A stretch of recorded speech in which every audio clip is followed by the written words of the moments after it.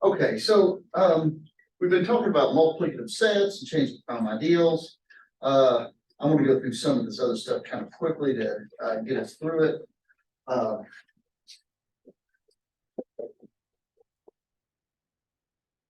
Localizations. Paraphrasing, saying fractions.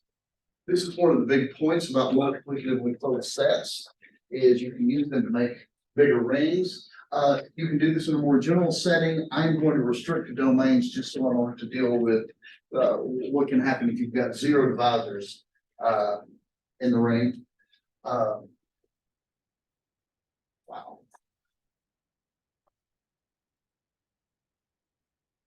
But R being a domain, and S and R a multiplicative closed set. And in our situation, we only assume that zero is not an element of the set. Then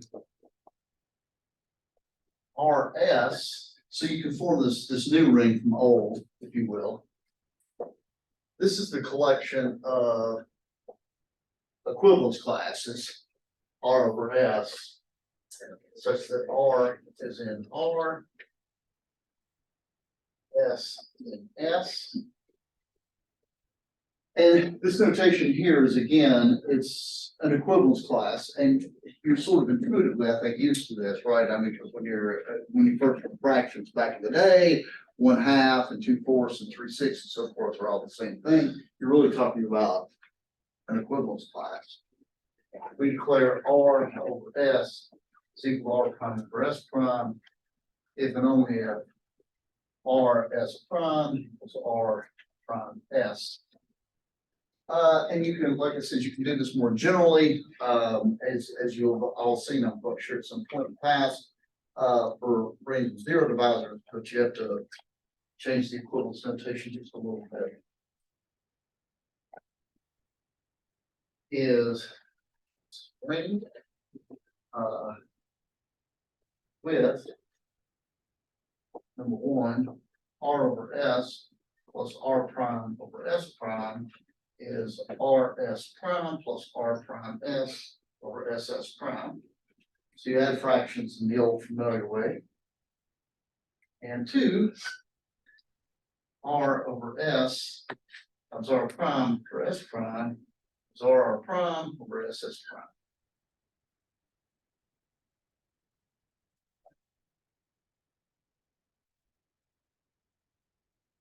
So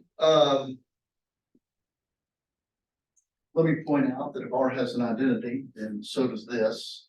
The identity you can write as 1 over 1.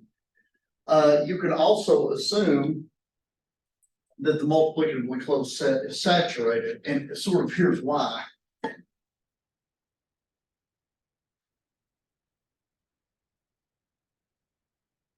This is why you can sort of assume that the multiplicatively closed set is saturated. If AB is in S, then 1 over AB is in R localized S. Agreed? But because you go to 1, you got an AB. So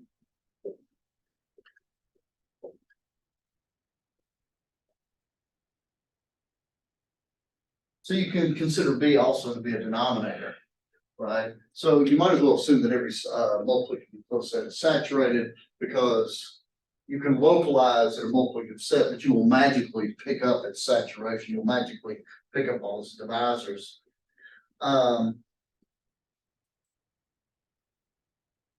If R is a domain, which we are assuming, and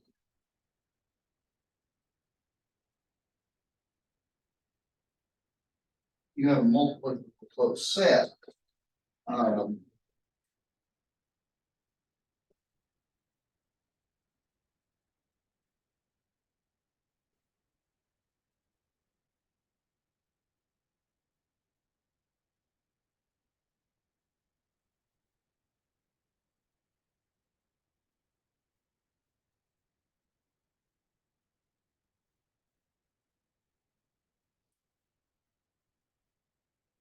R is the domain and S is the multiple set.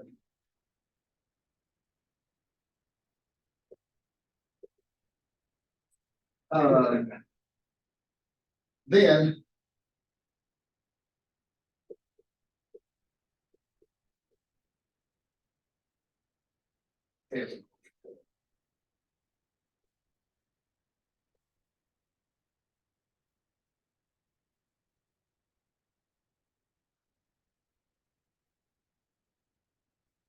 so RS is what we call an overring. How many of you heard this terminology?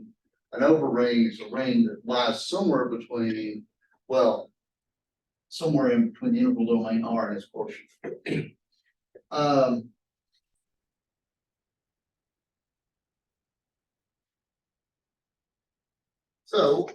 Let me give you an example. Here's kind of a big example. I'll generalize it. If R is a domain and P is a prime ideal,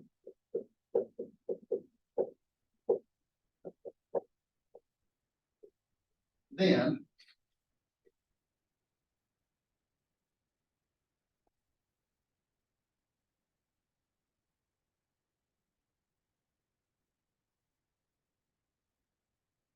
the complement of prime we've seen as a saturated multiple set. And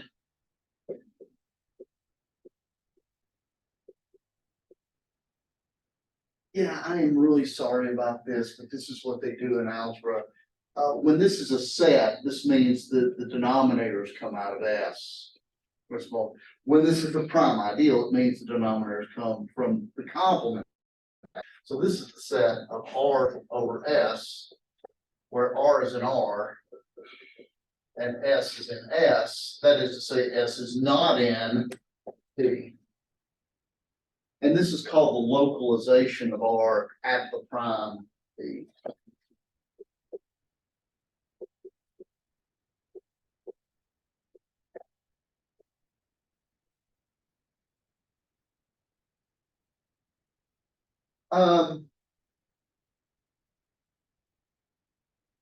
So people that do kind of geometric algebra really love this. Yeah. Yeah, that's right. So the way I think about it is, you might think of a ring here with a lot of prime ideals.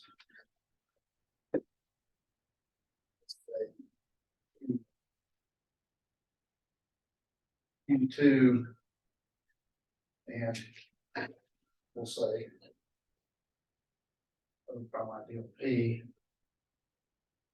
What happens when you localize P, right? If you think about what's going on here, you're making fractions, and anything outside of P is allowed to be a denominator. And so anything outside of P actually becomes a unit in our localized P. And here,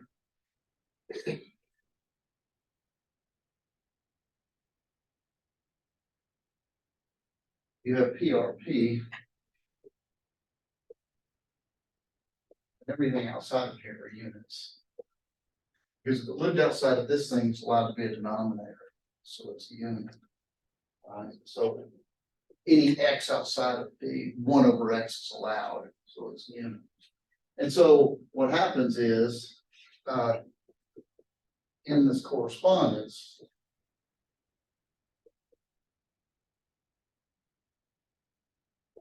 the primes of R localized P are precisely primes of R. They're precisely the primes of R that miss my multiplicative closed set. And what it means to miss the multiplicative closed set is it's contained in P.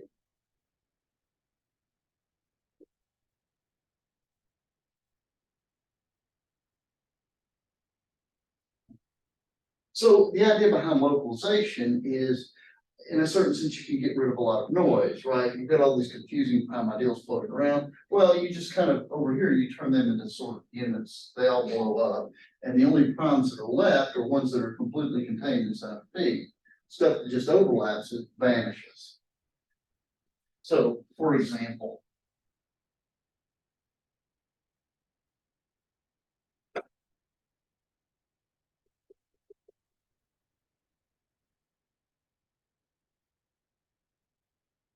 take the integers and take the ideal generated by 2. This is the set of n over s, where s is not in the ideal generated by 2, or in the parlance of our times, s is odd. Right? So basically all fractions of the non-denominator, right? It's pretty easy to see this ring.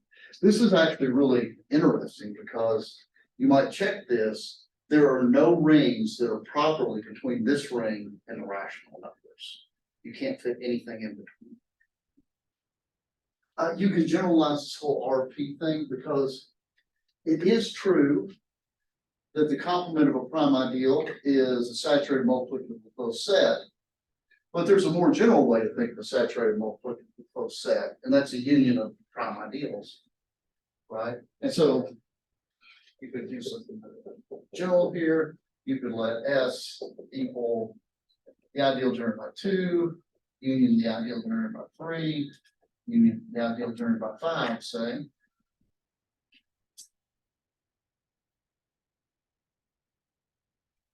Well, actually, let's display.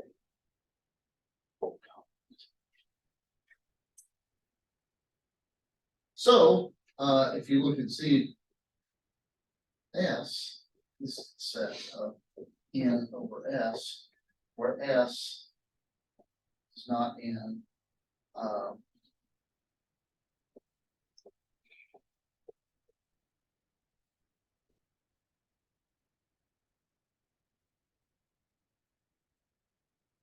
so all denominators that happen to avoid those 3 primes, right?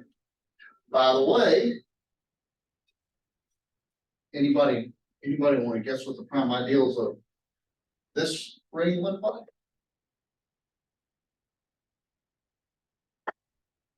So that's my rings are always sort of oval shaped. So basically, the only rings left over, everything outside of this, think of any prime that's not 2, 3, or 5, 11, 19, whatever you like, that is actually in this the multiplicative set. So for example, 11 or 19 are allowed to be denominators, so they all vanish. So basically, the only primes left over here are 2,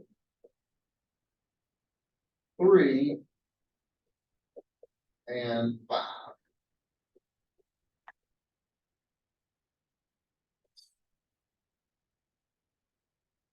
So localization is a nice trick for sort of paring things down. I'm going to give you a theorem that I'll probably prove really quick here. Actually, maybe you guys can help me prove it here.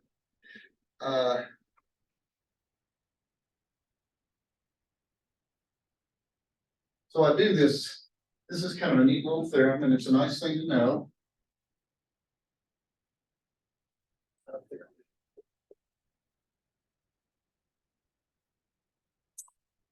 Let be a PID and T an operon. That is to say,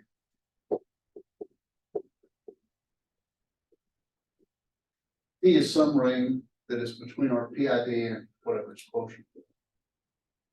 Then T is R localized S for some multiplicably closed S and I.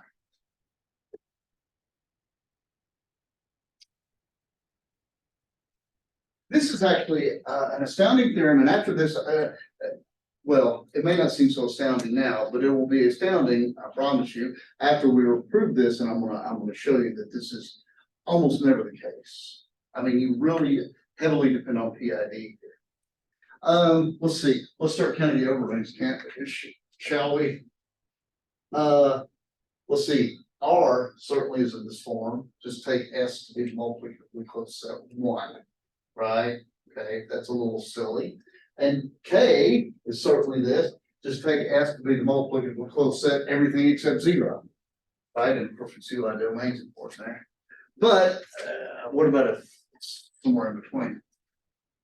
So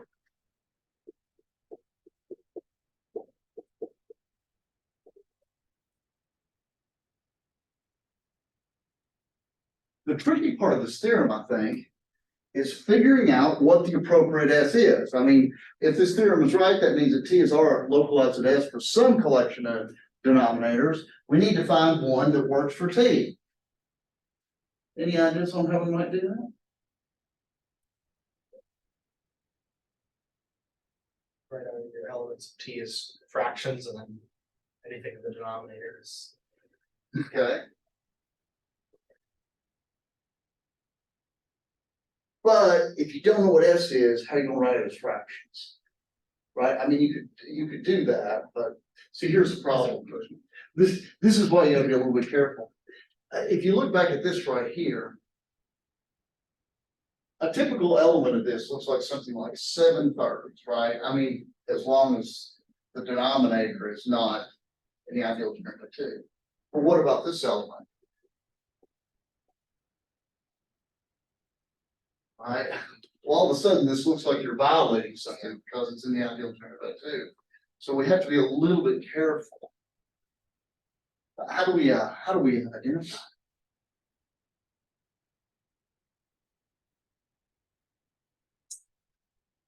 Let me do kind of a little.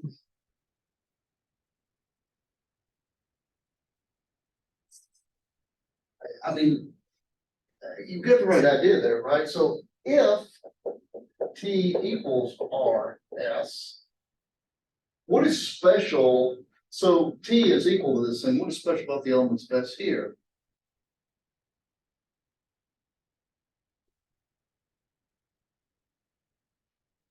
They're units, right? So notice that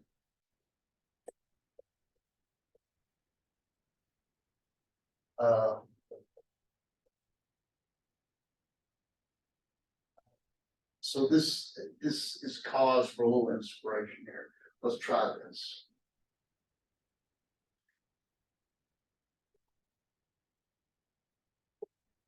Well, what do I want? I want S to be an R, and I want everything in S to somehow be a unit in T. So let's try this.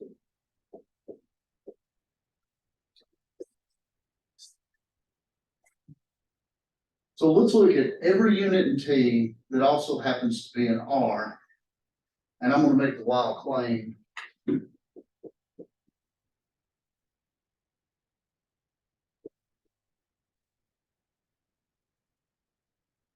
Okay.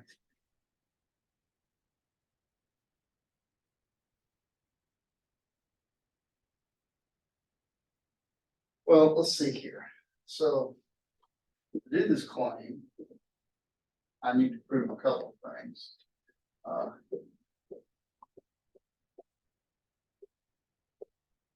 going to do these containments here. The first thing I'm going to try to do is I'm going to show R localized at S and T. All right. Okay.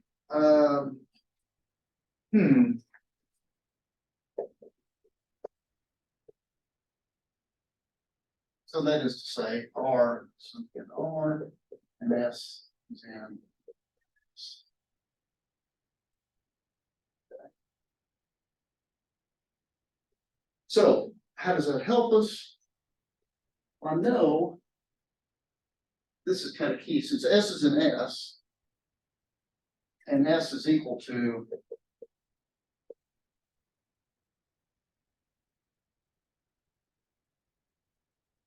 we have 1 over S is actually in T as well, because it's a unit.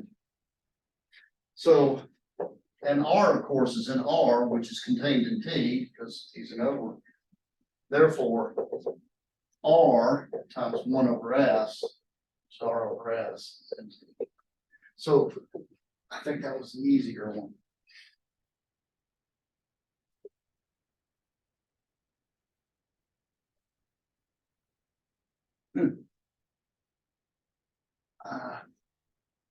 Well, now what?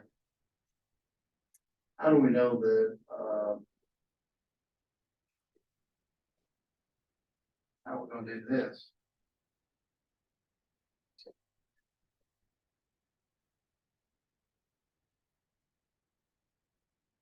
There's a busy ideas, this is a question. Actually, at this point, right, so, It's in the quotient field, you can. right, I mean, yeah, actually, I like your observation, Rodrigo, because the fact of the matter is, we didn't really use PID here at all, right? So it's all gotta come off PID stuff right here. So So, I said that was the easy one, so. so, okay, we wanna do this here. I don't know much, but I know the T is an overring, so if nothing else, I can write.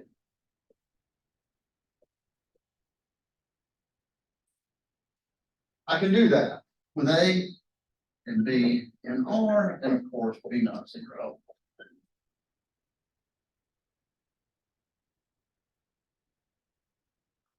But I can do better than this. What else? Make sure that they're relatively fine. That's key. I can make sure relatively prime. By the way, so far, we haven't used PID yet, right? Because if I have a UFD, for example, I can make sure that they're relatively prime. So, so let me be specific about that since. And of course, I will assume that A is not zero because zero is obviously in. So I don't have to worry about that kind of thing. Since, R is a UFD, we can assume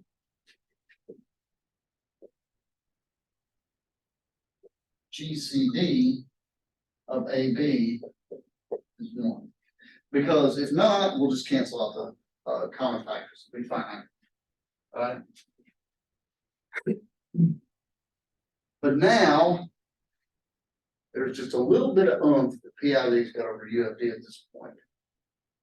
Now that we know that GCD, the numerator and the denominator, what does that mean? Right, it isn't. It's fine. In a PID, if you have two elements that have the greatest common divisor D, you can write that D as a linear combination. That's super cool. So there exists, let's say, X and Y and R such that AX plus BY is equal to 1.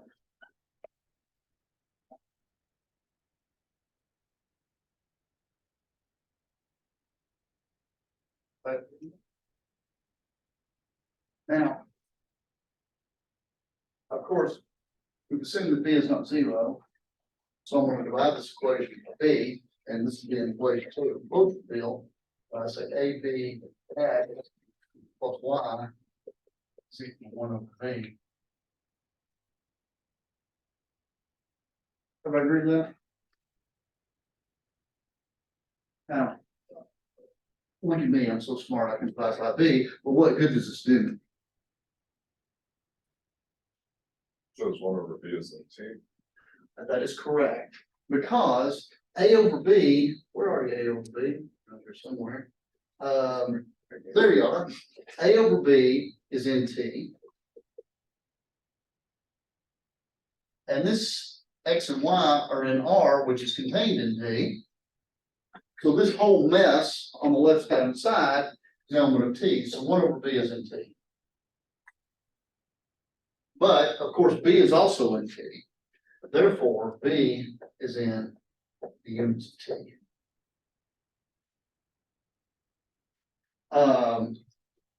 And it's in R which is S. There you go. Therefore, A over B is equal. Everybody okay? Now, notice that really, this was the PID step, right? This theorem is almost never true in a certain sense, that every overring is a localization. And in fact, let me try to be as simple as I can.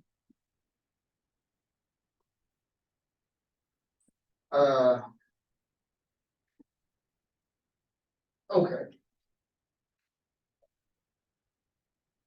Well, somebody give me your favorite PID. It's not a field. I'll use your favorite PID. C. See, okay. See, a good one. Every overring of this is a localization. This actually, I haven't done the theorem yet really, but this is actually a UFD. Right? Can anybody see an overring of this that is not a localization?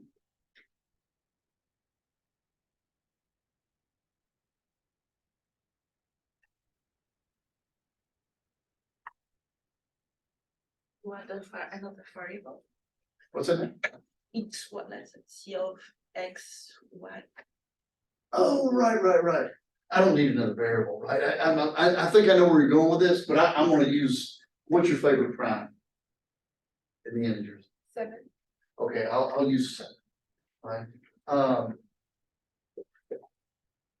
Let's say the quotient field of this is of course rational functions in Q. Here's my intermediate that is not a localization.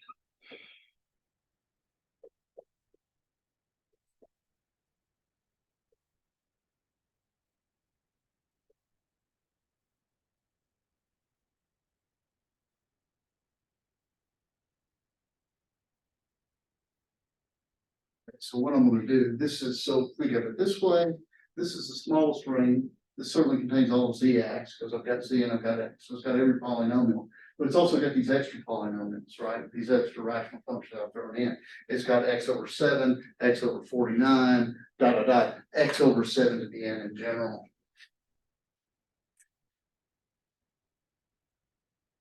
This not a. So think about why this is true. I'm not going to give you a proof here, but you're tempted to think, well, aren't you just turning 7 into a unit? No, you're not, because there's no 1/7 here. Right? There's an X over 7 and an X over 49 and so forth, but there is no 1/7. All right. In fact, this is not a localization. There is no multiplicative set that replaces this. See if you can prove it.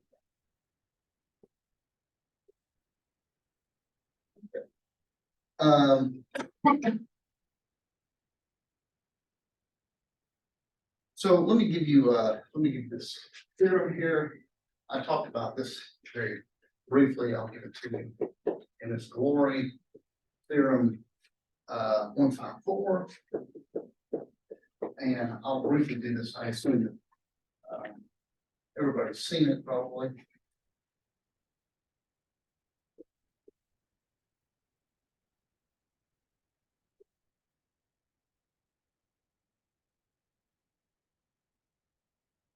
I'm stating some zero values, even though I didn't really talk about this somewhat, or no zero, possibly zero values. S and R multiplicably closed. And we'll assume 0 is not an S. Don't want a 0 denominator. Then there is a 1. Then there is a 1-to-1 correspondence between prime ideals of R missing S, that is P intersect S is empty. And prime ideals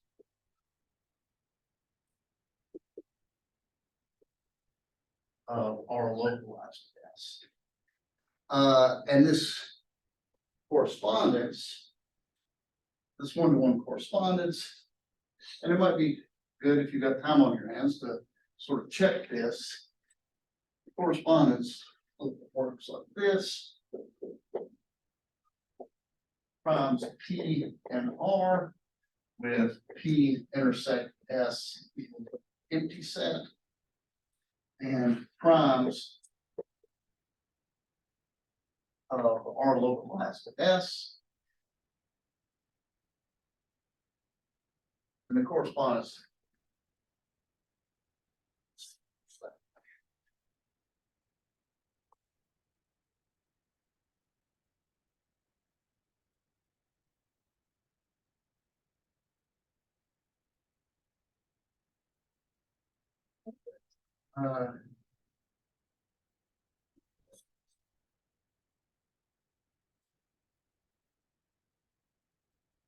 So I'm gonna briefly review this a little bit on homomorphism.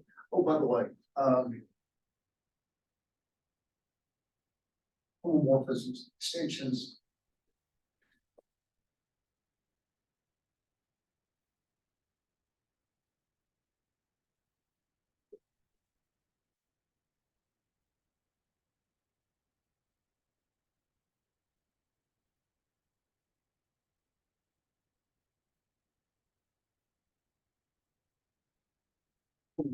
Homomorphisms and extension rings.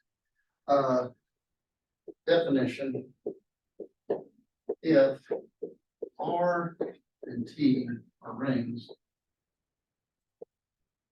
a ring homomorphism B more to T is a function such that number one, B of R1 plus R2 equals phi R1 plus phi R2. And of course, this just means it's a homomorphism of abelian groups because underlying the group is or underlying ring is a group. And this homomorphism preserves both the addition and multiplication of the ring. We will also assume, well, if R, T have identity, which as you know will pretty much be a blanket assumption, right? Then we have phi of the identity of R. How many of you have seen this assumption, right? A lot of people will assume this when we're talking about ring theory. I mean, especially somebody that does creative algebra. How many of you ever thought this was just kind of arbitrary, like somebody just sort of made this up or something? But I always wondered about this, right? Because the homomorphism seems all good and everything. And really what this says, one thing that this should probably say is, if I have rings with identity, I'm not really counting, there's an obvious homomorphism obeying the first two rules, and that is I take everything in R to 0, right? And this disallows that.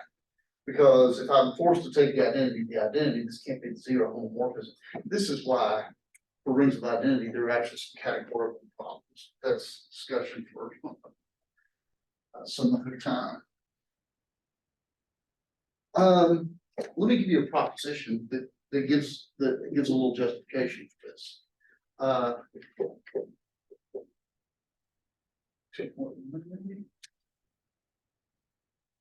2.2.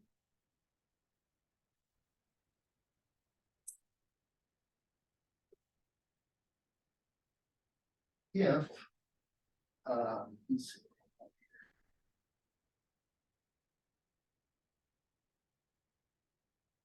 P or T is a non-zero ring homomorphism.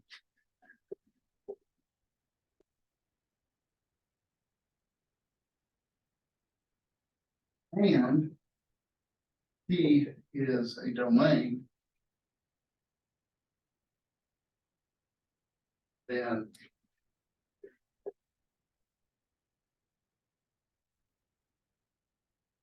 okay, so what does theory say? Of course, one of my assumptions, obviously, in this proposition is I'm assuming that R is a ring with identity, because otherwise we can't even talk about this.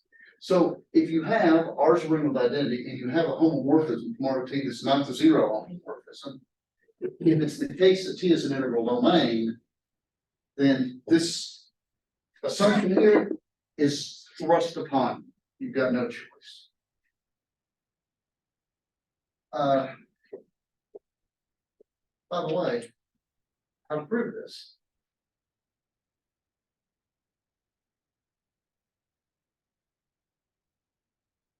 Principle.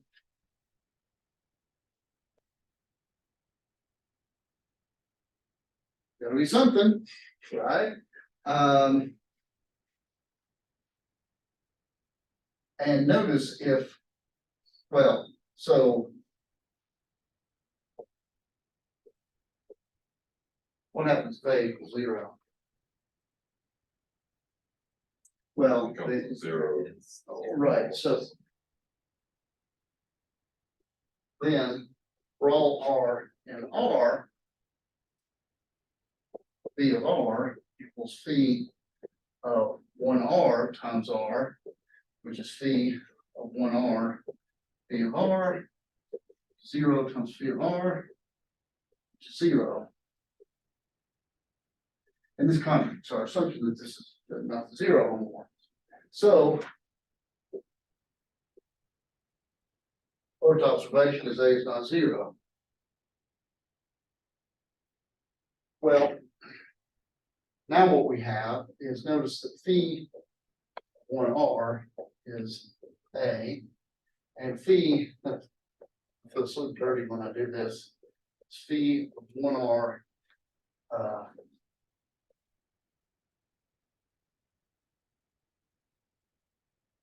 is A squared, which is A, right? So what do I get? I get A squared minus A 0. This equation is taking place in T.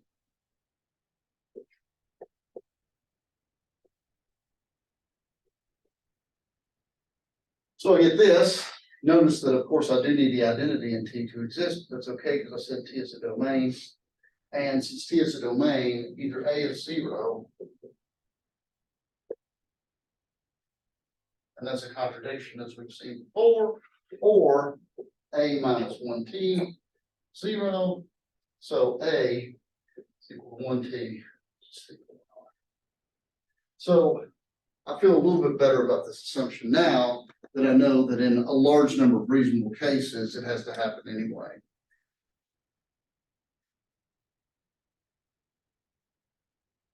Yes. Not to be pedantic, just to clarify, when you say, do you really mean to say if it satisfies the first two conditions?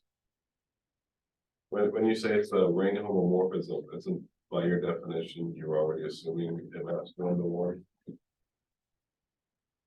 Oh. So do you mean to say if it satisfies those first two conditions, then it automatically satisfies the third? No. I'm saying if it satisfies, this is what it really needs to be, a ring homomorphism. And this is an option that we're going to always take. We're going to demand this of any ring homomorphism. But really, all you need to be a ring homomorphism is it's got to be a homomorphism of the underlying abelian group that preserves the multiplication. Right. I have a feeling I'm not addressing your question, so what's the? I guess I'm just a little bit confused about terminology. If you say we're always going to assume that maps 1 to 1, but that's not part of the official definition. When I say ring, I thought there was a difference between ring homomorphism and a ring with identity homomorphism. In that third condition. Well, so when I assume that R has an identity, which I almost always will.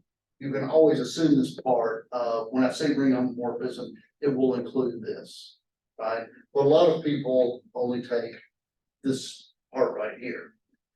Especially if they're not dealing with rings of identity or anything like that. What I'm saying is, this is a ring homomorphism, these two. This is a nice add-on option. We're always going to assume this unless I tell you otherwise. And this proposition right here shows that my add-on option is forced upon us under this condition.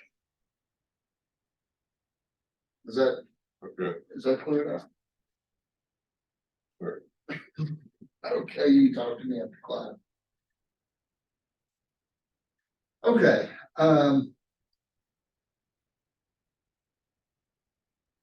so.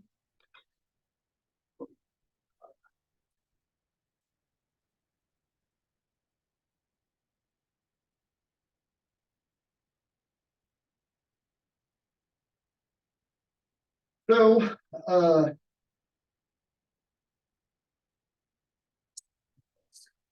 four.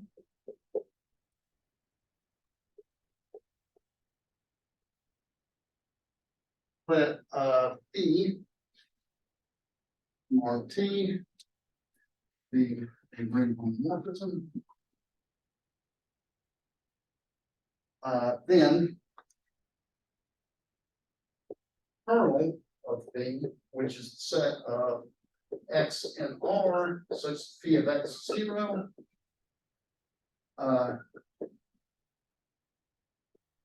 Better be proper, I'll just say this, R is an ideal. The image of phi, which is the set of phi of X, as X runs through the values of R, or runs through the elements of R, in T is a subring. And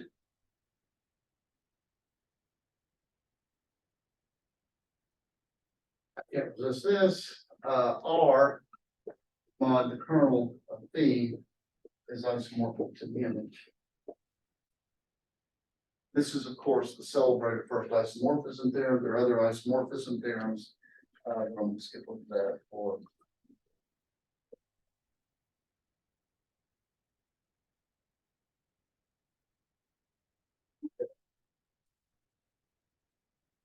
Any questions so far?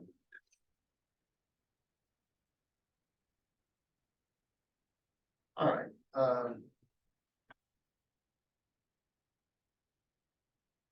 Let me give you a definition now. This is sort of under the category of extensions. I'm going to define both polynomial and power series rings. I might do it a little bit backwards from what you're used to. Definition.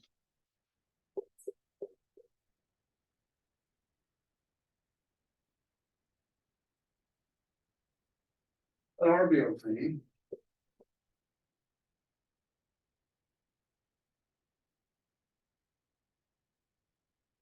Or power X is the set of all infinite sums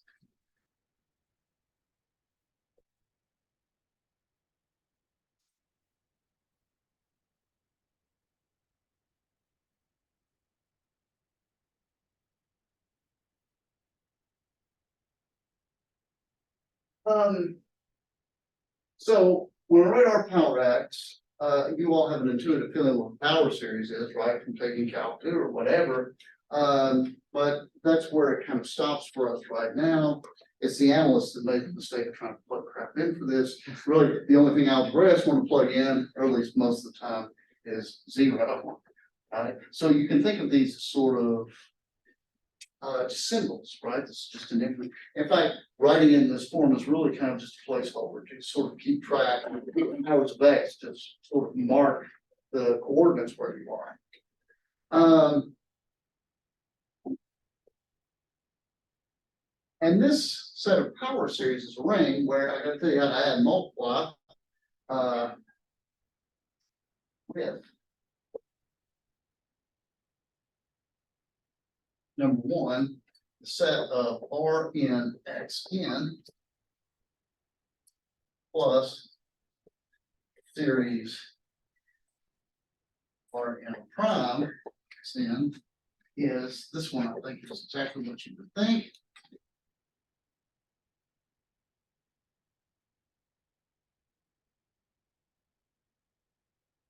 Like this. And how do you multiply these? Well,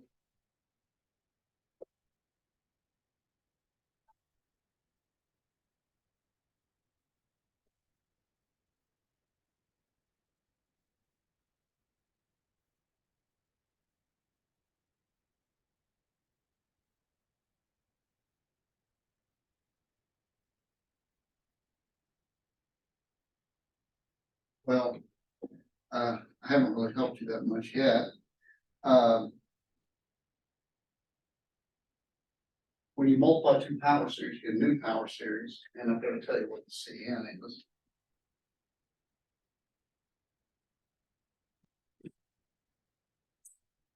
Equals 0 to n of R K R prime n minus K.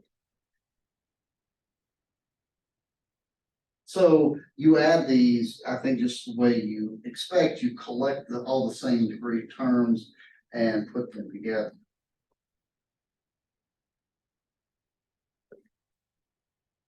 This is called the formal power series ring.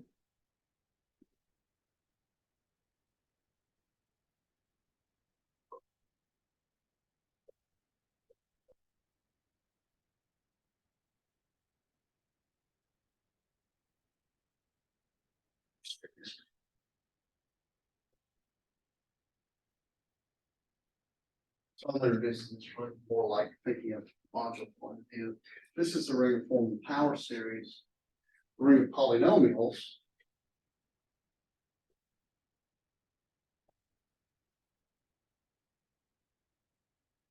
And subring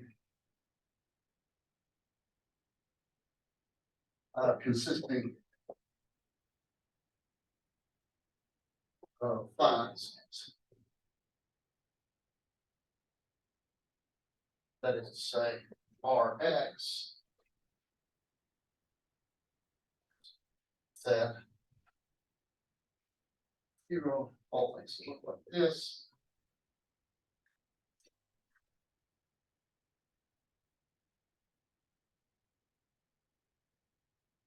Or another way that you can think of it is, of course, polynomials are just power series where at some point, all the terms after a certain point are 0.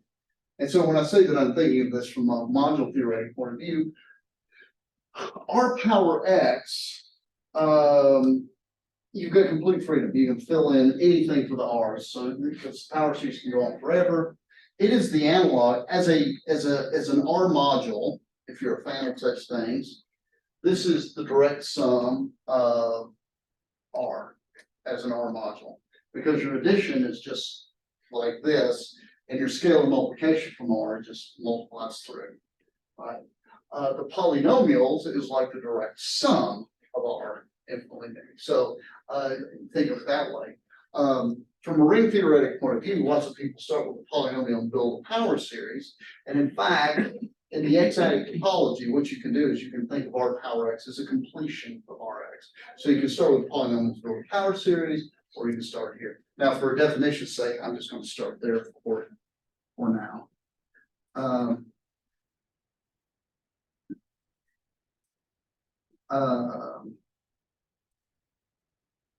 And I think this is an appropriate place to quit. Any questions?